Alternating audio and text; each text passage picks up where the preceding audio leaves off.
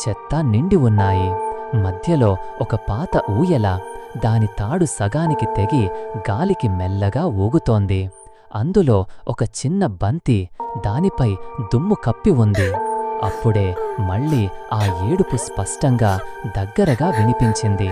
అది హాలుకు చివరన ఉన్న ఒక మూల నుండి వస్తోంది. అక్కడ చీకటి ఇంకా దట్టంగా ఉంది. రవి మెల్లగా అటువైపు నడిచాడు. వాడి కాళ్ళు వణుకుతున్నాయి. అక్కడ ఒక పెద్ద అద్దం, దానిపై దుమ్ము పట్టి ఉంది. దాని ముందు ఒక పగిలిన బొమ్మ.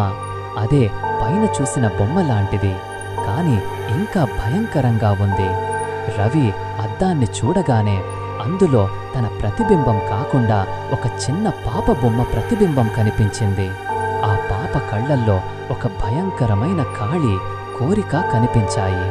అది నెమ్మదిగా కదులుతోంది. అద్దం